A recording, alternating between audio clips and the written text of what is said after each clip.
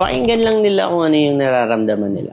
Huwag nilang isipin yung sasabihin ng iba. A very bad advice. Huwag daw kayo makinig sa iba. Oo, mga bata, huwag kayo makinig sa iba, including sa kanya. Huwag kayo makinig sa kanya. Sa akin kayo makinig. Sa akin kayo. Lately, ang tahimik ng social media. Walang masyadong kakaibang issue. Kaya medyo napaisip ako. Ox na yun. At least, walang pollutants sa mga isip natin. Hanggang bigla akong nakita tong balitang to na lalaki raw pero nabuntis. What? Kakaiba siya pero hindi ko masyadong pinansin kasi parang di naman masyado din talaga napansin.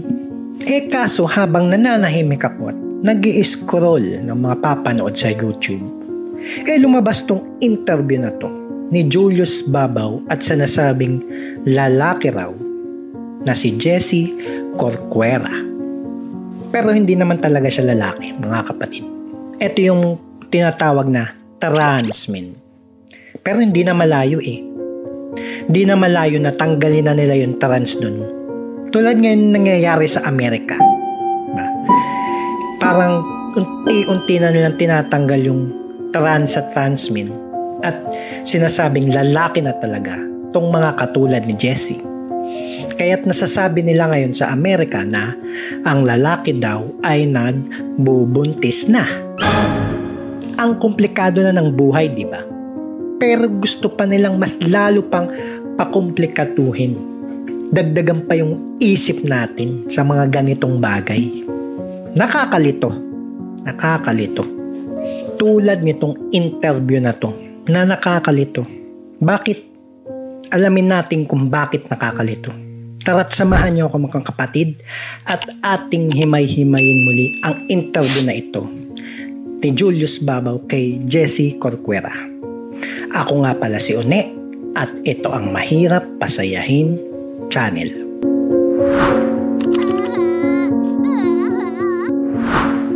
First things first, baka may mga gustong umangal dyan sa video ko na ito.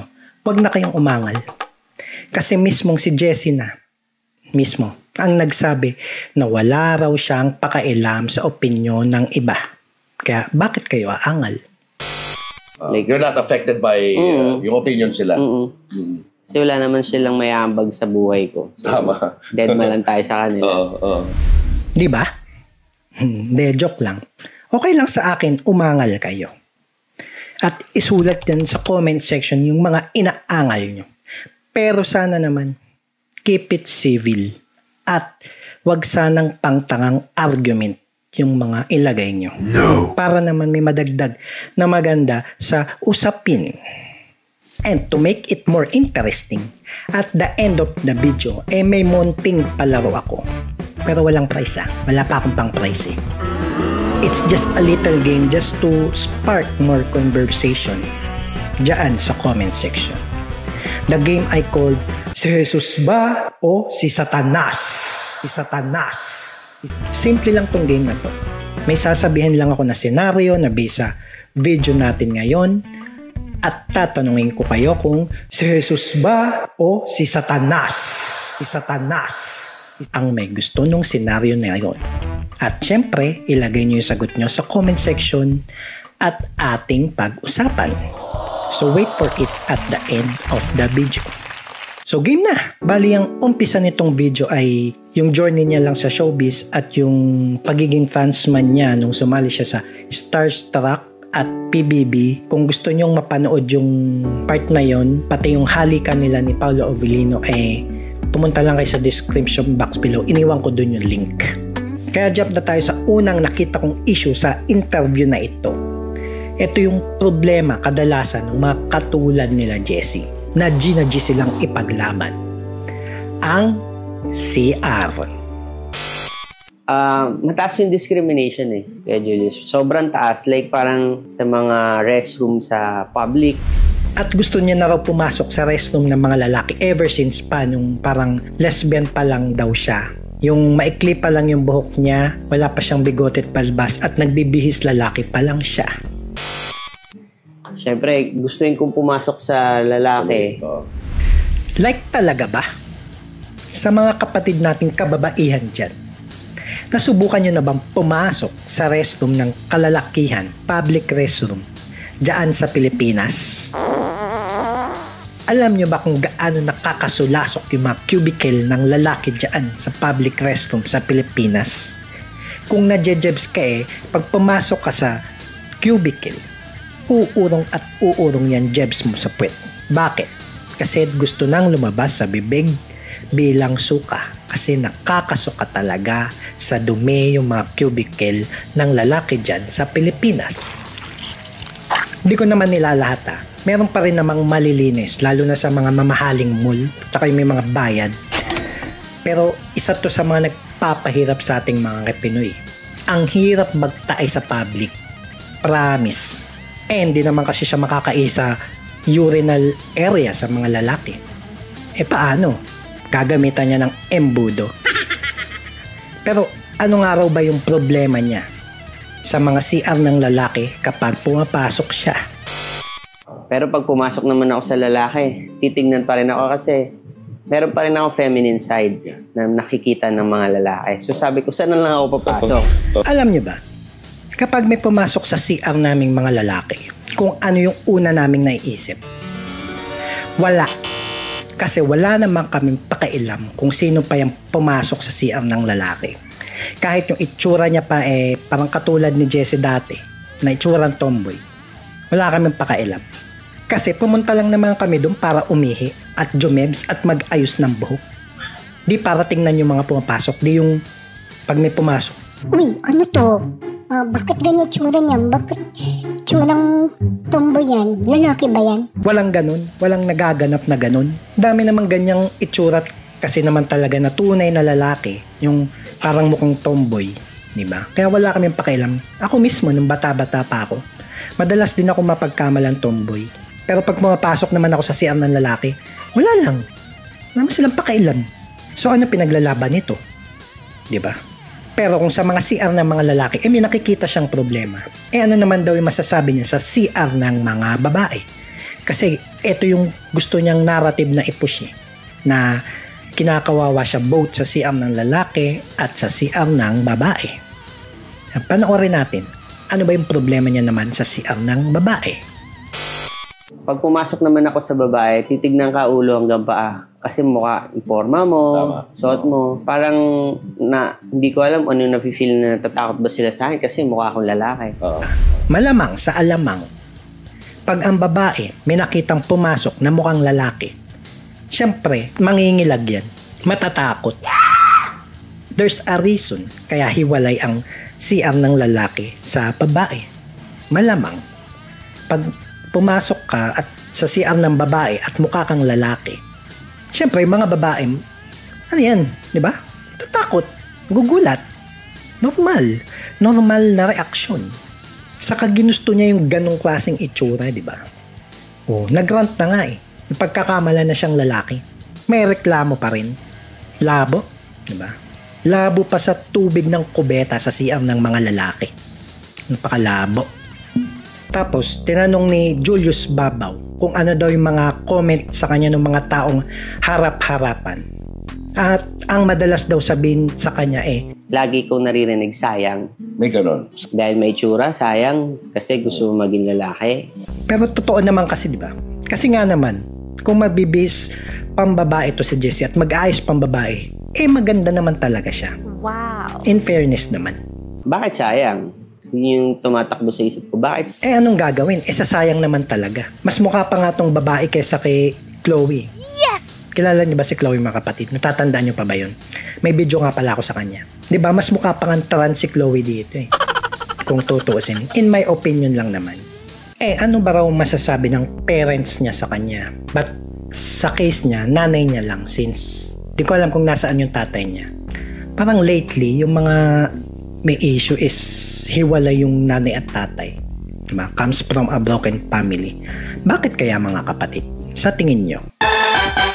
So ayun na nga. Ako bilang magulang, nasa isip-isip ko, siguro ang sinasabi ng nanay nito pinipigilan yung anak niya. Kasi unti-unting sinisira ng anak niya yung katawan niya. Diba? Kasi nga, diba, nag-HRT yung anak niya. Yung start ng transition mo are hormones, no? Tawag doon is HRT, hormone replacement therapy. Yun muna ang first step. Hindi biro ang mag-HRT in a prolonged usage. Kasi pwede ka magka-heart attack, liver problem, osteoporosis, cervical cancer, yung mental illness mo pwedeng lumala. At marami pang iba. Kasi you're messing with your hormones eh. You're going against sa natural mechanism ng katawan mo. Kaya imposibleng walang negative side effects yan in the long run. Kaya diba, bilang magulang, kunyari ako, magkasamaan na kami ng loob ng anak ko. Hindi ko i-affirm yung mga ganyan. Kasi nga, unti-unting sisirain yung katawan niya. Ba't ko i-affirm, diba? Instead, tuturuan ko siyang tanggapin kung ano yung kalagayan niya, kung anong kasarian yung binigay talaga sa kanya. Kahit iniisip nila na yung katawan nila hindi match sa pag-iisip nila, matuto silang tanggapin kung anong katawan meron sila. Acceptance. Kasi kahit anong gawing pag-i-inject mo ng hormone dyan sa katawan mo, kahit anong operation, hindi ka magiging lalaki. Vice versa. Hindi. Ito yung naisip ko sana na parang sinabi sa kanya ng nanay niya. Pero, nung tinanong ni Julius Babaw about dun sa breast removal niya, ito ang sinabi niya na sinabi sa kanya ng nanay niya. Yun na, nagpatanggal na ako. Kasi in-offer na din ni mama. Kasi, kumbaga, tanggap naman na ako ni mama. Nakikita niya na, may bigote ka na, ganyan, di ba na boses mo? Ayun, di ba? Kinonsinti ng nanay na lalong sirain ang katawan niya. Imagine, a healthy part of your body. Healthy yun pinatanggal. Ouch! Alam niyo ba yung mga tinatawag na trans-abled? Sila yung mga may sakit sa pag-iisip na mga tao na iniisip nilang may kapansanan sila kahit wala. So usually, pupunta sila sa doktor para i-ask yung doktor na kunyari paputol yung paa nila or magpabulag para yun nga matuluyan na silang magkaroon ng kapansanan which inaasam-asam nila. At sa tingin nyo, ano yung sinasabi ng doktor? Siyempre, hindi pumapayag yung doktor. Bakit dito kay Jessie pumayag yung mga doktor na magtanggal ng healthy part ng katawan niya? At alam niyo ba yung mga tawag sa kondisyon ng mga trans-abled? Body integrity dysphoria. At yung mga tao na tulad ni Jessie na iniisip nilang iba yung katawan nila sa pag-iisip nila, body dysphoria. So, yung kondisyon nila ay hindi nagkakalayo. So, bakit kaya pumayag yung doktor? At ito ang hindi ko maintindihan dito sa nanay ni Jessie. Alam nyo ba yung dahilan kung bakit siya pumayag na tanggalin yung healthy breast ni Jessie? Panoorin nyo. Nung time na yon, iniipit ko pa yung chest ko. So, ang pinaka-worry ni mama is yung health. Sabi niya, kaysa iniipit mo yung patanggal na lang natin. Worry pa talaga niya yung health ni Jessie. Talaga ba? Ang gulo ng logic Parang, worry ko yung health mo, anak. Tara, patanggal natin yung healthy breast mo. Saka i-push lang natin na i-push ang HRT mo. Hanggang maging totoong lalaki ka, anak. Push lang. Ganon, talaga ba? Napaka-healthy, di ba mga kapatid? At ito talaga yung hindi ko maintindihan dito sa nanay niya. Kasi makalipas ang ilang minuto sa kwentuhan nila, ito yung nasabi ng nanay niya sa kanya. Lagi siya nagpaparinig. Kailan ba ako magkakapo sa inyo? Ganyan-ganyan. Imagine todo support siya sa anak niya maging transformers para maging lalaki. Tapos biglang tatanungin, kailan ba ako magkakaapo sa iyo, anak? Sobrang labo, di ba? Niisip ba yung nanay niya porket pinatanggal na yung boobs niya at tinurok-turok ka na ng HRT na parang magic, tutubuan na ng batite, batuta yung anak niya. Pero ito mga kapatid, kung kayo ba yung tatanungin, ano yung sagot nyo sa what is a man or yung what is a woman? Kasi sa mga katulad ni Jessie, hirap na hirap silang sagutin yung tanong na ito which is napakadali lang Para ba kay Jessie? Ano ba yung ibig sabihin ng pagiging lalaki? Iba yung dating eh. Pagka may bigote ka. Parang hindi kompleto, di ba? Parang ganun. Parang ano pa rin, kumbaga, yun yung isa pa sa puzzle piece na hinahanap mo na ilalagay mo dun sa... So parang sinasabi niya, di ba, na ang pagiging lalaki para sa kanya ay kapag may bigote, may balbas, pag walang boobs, yung stereotypical look ng mga lalaki. Ganun lang ang pagkalalaki para kay Jessie. Pag na-achieve na yun para sa kanya, lalaki na siya. Wow. Parang bumubuo nga lang daw siya ng puzzle sa katawan niya. Sabi ko, almost complete na ako. Kasi after top surgery, ang iniisip ko na si bottom na. May bigote na siya. May balbas. Wala nang boobs. So, ang next na is yung hotdog na. Magpapalagay na siya ng tender, juicy hotdog. Pure foods, baka naman. So, ayun ang pagiging lalaki sa kanya. Which is sad to say. Kahit anong gawin niya, babae pa rin siya. And that bottom surgery na yun, yung tinatawag niya, di naman talaga perfect yan. Magiging ganong itsura talaga, katulad sa mga lalaki. Hindi. Meron yan yung micropenis na tinatawag, which is far from being perfect. Or yung magko-construct sila ng parang ganon talaga, kukuha ng ibang skin graft sa ibang parte ng katawan niya, which is napakadaming complications and a lifetime maintenance na yun. Parang nasa experimental stage pa lang naman kasi ang ganyang klase ng operation Kaya parang ang dami pang side effects niyan, tulad ng pwede nang mawala yung sensation doon and infections, and may cases daw na pag umiihi masakit. Ouch! At marami pang iba. So, para ka lang naglagay ng bagong sakit sa katawan mo. Just for what? Diba? Para lang masabi na, lalaki ako Sino yung tomboy? Gusto mo suntukan na lang Ganun ba? So, moving on. Punta na tayo dun sa kung bakit siya nagbuntis. Hindi mo rin maintindihan kasi, diba? Todo pa-effort siya na maging lalaki. Tapos bigla magbubuntis. Labo rin talaga yun. So, video, pasok. Tapos ko ng top and bottom surgery, ano yung magiging kulang? Sabi ko, family. Makukontento pa kaya siya? Una, HRT. Patanggal ng boobs. Tas bottom daw, okay na. Pero hindi pa pala. Gusto pa pala ng sariling family. Gusto pa rin ng sariling anak. Halo-halo na yung pumapasok sa utak mo Like, kahit siya, naguguluhan na rin sa sarili niyang kalokohan Ang daming naiisip gawin. Yung makontento na lang yung hindi. Alam mo minsan, simple lang naman ang solusyon sa mga problema natin Ang gagawin lang natin is matutong makontento. Madaming masosolve na problema. Promise, pag natutunan mo yun. Wow. So, paano niya nga raw ginawa tong pagbubuntis? Imposible naman sa partner niya si Camille. Siyempre, kailangan niya ng totoong lalaki. Panoorin niyo. Video, pasok. Bilis. IVF. IVF daw. Isa na namang immoral na procedure. Parang ginagawa na lang produkto o commodities yung mga bata. Pwede mo nang i-customize.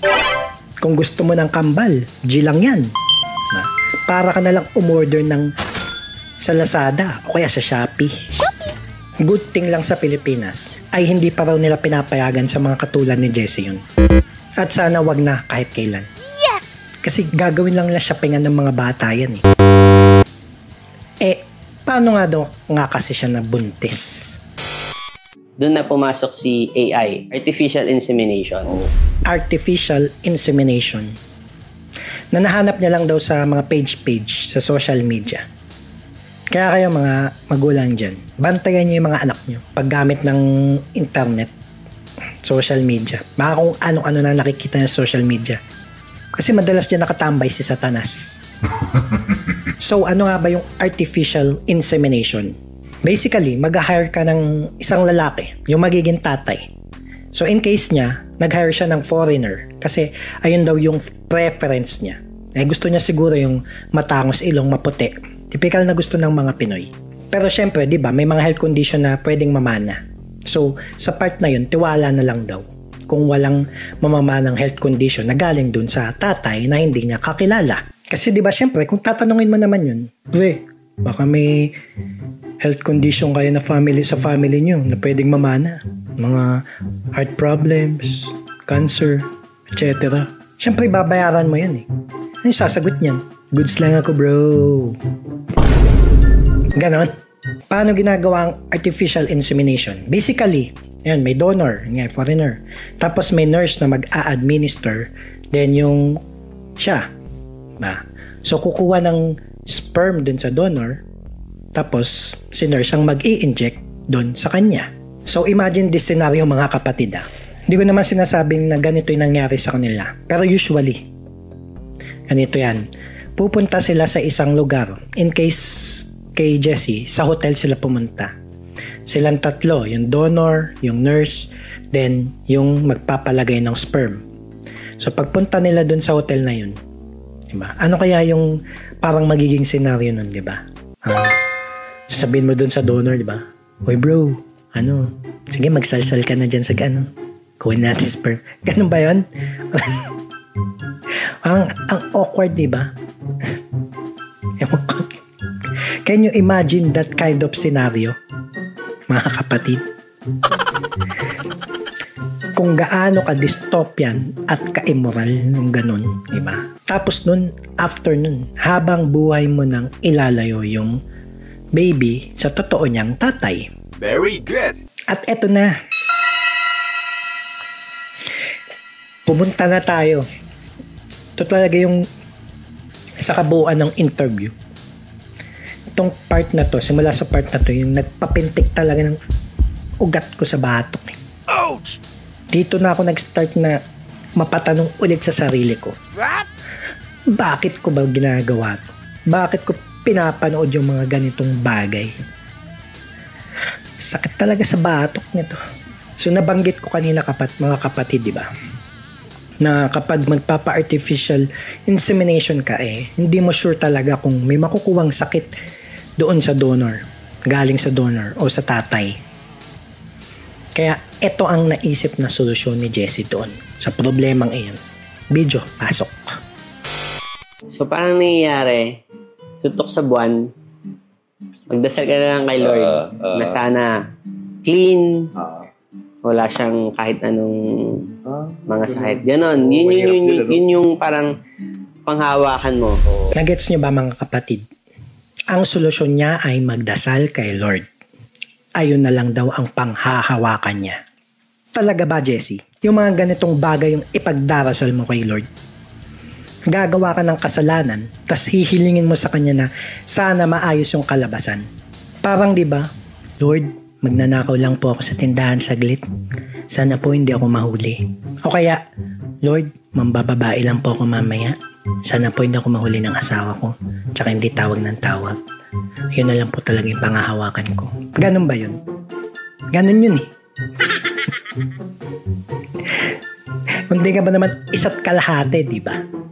Sa tingin nyo mga kapatid, sino yung nakikinig pag nagdasal ka ng ganun? Si Lord ba talaga? Kaya mamaya mga kapatid, abangan nyo yung minigame natin sa huli nitong video. Si Jesus ba o si Satanas? Si Satanas. Abangan nyo yun. Parang ganito yun eh. Tapos ito mga kapatid, hindi pa dyan natatapos yung paggamit niya sa pangalan ni Lord. Stop! Kung yung una, humiling lang siya kay Lord. Etong sumunod, ginawa niya ng kasabwat si Lord sa kasalanan niya. Pero still, tara, panoorin natin. And buti naman, thank God na yung binigay sa akin donor, super bait. Ang sakit sa tenga nung thank God na yun, di ba, kapatid? Ginawa niya talagang kasabwat si Lord eh. Parang yung sa tindahan, di ba, na ninakawan mo. Yung bigla ka nalang nagpasalamat sa owner, tapos yung owner walang kaalam-alam. Salamat owner, di ba? Tapos yung owner, ba't nagpasalamat yun? Ano nangyari? Di ba? Akala niya Diyos yung nag-grant sa kanya ng mabait at healthy na donor. Take note while disobeying God. Ang utos ng Diyos is don't engage in premarital sex. Not only you disobeyed that, you did it in a immoral and unethical way. Tapos habang buhay mo nang ihihiwalay yung bata sa totoo niyang tatay. Tapos magpapasalamat kay Lord. Wow. Naalala ko tuloy yung kwento ni Haring Saul. Yung unang hari ng Israel bago si Haring David na tinalaga ng Diyos. Ang utos sa kanya ng Diyos nung inatake niya yung Amalekites, ubusin lahat ng Amalekites, pati yung mga livestock nila. Ano ang ginawa ni Haring Saul? Hindi niya pinatay ang hari ng Amalekites. At hindi lang yun. Nagtira pa siya ng mga best livestock. Kasi daw gagawin niyang offering kay God para magpasalamat at i-honor si God. Akala niya, tulad ni Jesse, na ino-honor niya si God. Ang hindi niya alam, nagkakasala na pala siya. So ano nangyari ngayon kay Haring Saul? Dinireject siya ni God na hindi na daw siya yung magiging hari ng Israel. Pati yung mga angkan niya. Walang anak niya kahit anong angkan niya na yung maghahari sa Israel. So yun, matapos magpasalamat ni Jesse kay God, ano sa tingin niyo yung next na ginawa niya? Walaan niyo ba? So ang next na ginawa niya is, question niya ngayon si God. Hindi ko maiwasang questionin siya eh. Bakit? Diba? Pagkatapos mo magpasalamat, biglang questionin mo. Diba usually pag nagpasalamat ka, wala nang question yun kasi nag-thank you ka na eh. Diba? Kasi na-bless ka na. Nabigyan ka na ng gusto mo. Tapos questionin mo pa. Diba? Bakit daw kailangan niyang pagdaanan yun para magkaanak? Bakit daw yung iba ang dali lang daw? Ayun yung question niya. Gagawa ka ng kasalanan. Tapos pag naranasan mo yung consequence ng kasalanan na yun, bigla mo nang questionin si God. This suffering, yung sinasabi mong nirereklamo mo, is the consequence of free will given to you by God. Ba? You either choose to obey Him or to disobey Him. In your case, you disobey Him. At ito yung consequence ng pag-disobey mo sa Kanya. Then why question God now? Ito mga kapatid, for me, it's okay to question God. Kasi marami nang kumwestiyon sa Kanya before eh. Sila Haring David, si Job, si Jonah. Question nila si God. Pero after nun, pinagpala pa rin sila. Pero kung questionin mo siya, siguraduhin mo na tatanggapin mo yung sagot niya. Hindi mo i-base sa sarili mong standard or human standard yung pag-question mo sa Kanya. God has a different standard. Tandaan nyo yan. And God's standard is perfection. And as magtanong ka in a spirit of humble seeking, magpakababa ka, not in a spirit of disbelief or rebellion. Hindi yung tinatanong mo siya kasi hindi ka naniniwala. Magtanong ka kasi gusto mo talagang makuha yung sagot niya at magpakababa. At sigurado ka ba, Jesse, na ang Diyos pa rin niyang sumasagot sa mga dasal mo? Kasi lahat ng ginagawa mo taliwas sa mga tinuturo niya eh. Saka sobrang madasalin pala nito ni Jesse, mga kapatid. Kasi makalipas ang ilang minuto sa kwentuhan nila ni Julius Babaw, tinanong siya kung kamusta yung relasyon niya sa Panginoon. Ano yung mga bagay na pinagdarasal niya. At ito ang kanyang sagot. Video, pasok. Hindi pa nabubuo. Sabi ko, kung anong will niya, tanggapin ko. God's will daw. Diba? Binigyan ka ng Panginoon ng healthy katawan ng babae. Pero anong ginagawa mo? Pilit mong binabago. Diba? You are going against God's will. Will niya yun eh. Bigyan ka ng katawan ng babae. Sa tingin niyo mga kapatid, God's will ba talaga yung gusto niya? O sariling will niya lang yung masunod? Tapos, pumunta naman tayo sa usapang panghuhusga. Since tinanong siya ni Julius kung ano ba raw masasabi niya sa mga taong kumi-question sa kanya kung bakit niya daw binabago yung katawan niya na binigay ni Lord. Kung merong mag-judge sa akin, hindi sila. Si Lord dapat. Kasi siya nga, sabi mo nga si Lord ang nagbigay sa akin ito eh. So wala kang karapatan. Hindi ka naman hinuhusgahan eh. Nagtatanong lang naman sila sa'yo. Pero ano bang masama sa paghusga? Lalo na yung paghusga ay galing naman sa salita ng Diyos. So technically, God is the one who's judging you using those people. Sige, sama mo na ako by questioning you that questions. Diba? Kasi alam nila na mali nga yun. Based on God's word. Paano ko nalaman? Romans 1 verses 26 to 27, 1 Timothy 1 verses 9 to 10, 1 Corinthians 6 verses 19 to 20, at marami pa ang iba. Pakibasa na lang mga kapatid yung mga Bible verses na yun. Well, ito pala ay assuming na yung Diyos na binabanggit mo ay same sa Diyos namin, which is the God of the Bible. Pero kung hindi, labong pala talaga. So it seems like you're just doing whatever you like eh. Hindi naman talaga kagustuhan ng Panginoon. Kaya sa tingin niyo mga kapatid, naniniwala ba talaga to sa Diyos, Jesse? At sa wakas, natapos na rin tayo sa pagbanggit-banggit niya kay Lord sa Panginoon. Pumunta naman tayo sa dinaranas niya raw na paghihirap na inihantulan niya pa na mas mahirap pa sa pagpasok sa butas ng karayom. Kawawa naman. Sabi nila mahirap na yung pumasok sa butas ng karayom. Hindi ko alam kung anong gamit pa pwede mo i-example doon sa pinagdaanan ko. Parang grabe no mga kapatid. Sobrang hirap na hirap siya sa mga pinagdaanan niya. Parang siya yung pinaka-aping-api sa mundo. Kawawa. Take note ha. Gumastos siya ng ilang daang libo sa katawan niya. Mga more or less, magkano in-spend mo sa ganyan? Actually, sa planning ko, ngayon nasa almost 300 na ako. O baka nga milyon na yun eh. Pag i-add mo yung nagastos nila sa boobs, HRT, saka maintenance niya. Tapos, samantalang yung iba, sa araw-araw na lang na ginawa ng Diyos. Walang makain. Iniisip kung saan sila kukuha ng makakain. Siya pa yung hirap na parang walang kapantay yung paghihirap niya. At kung sakaling yung mga taong nanguhusga daw sa kanya ay makaranas nung naranasan niya, hindi raw nila kakayanin. Kung sila yung mapupunta sa kinatatayuan ko, I doubt na kakayanin nila. Ganun katindi yung paghihirap niya. Kawawa naman. Take note ha, lahat ng yun siya yung may kagustuhan.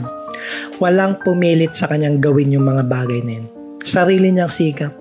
Nag-research pa nga raw siya. Promise, di ako nagbibiro. Gusto niya lahat ng ginagawa niya. At sa wakas, patapos na rin tong interview na ito. At ito na ang huling tanong ni Julius sa kanya. Ano raw ang maipapayo niya sa kabataan na nakaka-experience din ng gender dysphoria? Sa kabataan pa talaga? Kasing tanong yan. Ito ang sagot niya. Pakinggan lang nila kung ano yung nararamdaman nila. Huwag nilang isipin yung sasabihin ng iba. A very bad advice. Huwag daw kayo makinig sa iba. Oo, mga bata, huwag kayo makinig sa iba, including sa kanya. Huwag kayo makinig sa kanya. Yes! Sa akin kayo makinig. Huwag kayong makinig sa feelings nyo. Yung feelings na yan, nagbabago yan. Lalo na pag teenager ka pa lang. Diba? Erratic yung hormones mo yan. Paiba-iba yung feelings mo yan. So magbabago at magbabago yan. Saka, lalo na pag bata pa. Ang bata, paiba-iba ng isip yan. So, huwag kayong makikinig sa feelings nyo. Lalo na kung gagawa kayo ng isang permanenteng pagbabago sa katawan nyo. Diba? Kung yung tattoo nga diba? Hindi yung pinapayagan sa mga bata. Paano pa yung mga opera-opera na yan? Tapos inject ng hormones na yan. Eto sa Amerika matagal nang laganap ito At marami na rin cases dun na nagsisisi kasi nag-transition sila agad ng maaga. Biglang nagbago na yung isip nila pagtanda nila. At wala kasing gumabay na matinong magulang sa kanila. Tandaan nyo madaming negative effects ang prolonged usage ng HRT. Lalo na kung wala naman kayong kakayahan, wala kayong pera na magpaalaga sa mga doktor tulad nito ni Jessie. Siya nga raw mismo may problema na sa puso Ang daming test na binigay sa akin ng endocrinologist ko. That's meron din akong heart problem. Pero hindi ko sinasabing dahil sa HRT yun Pero kasi, isa sa negative side effects ng HRT ay heart problems. Tandaan niya yan. So, sa mga kabataan, maghintay kayo until siguro pag 24 years old na kayo. Kung ginadji talaga kayo, ang 24 years old, saka nyo na pag-isipan yan. Pero as much as possible, the best thing to do is acceptance. Accept yourself as it is. Accept yourself as it is. If you think that you are a man with a body of a biological woman, just accept it na may ganong katawan ka. You don't have to change anything to your body. Tanggapin mo lang and live with it. Kasi you will never be happy no matter what, kahit anong pagbabago yung gawin mo sa katawan mo. Hindi ka sasaya. At baka lalo pang mag-deteriorate yung mental health mo. Kasi isa rin sa side effects ng HRT is mag-deteriorate nga yung mental health. Tapos you will make permanent change pa sa katawan mo. Papatanggal yung boobs mo, bottom.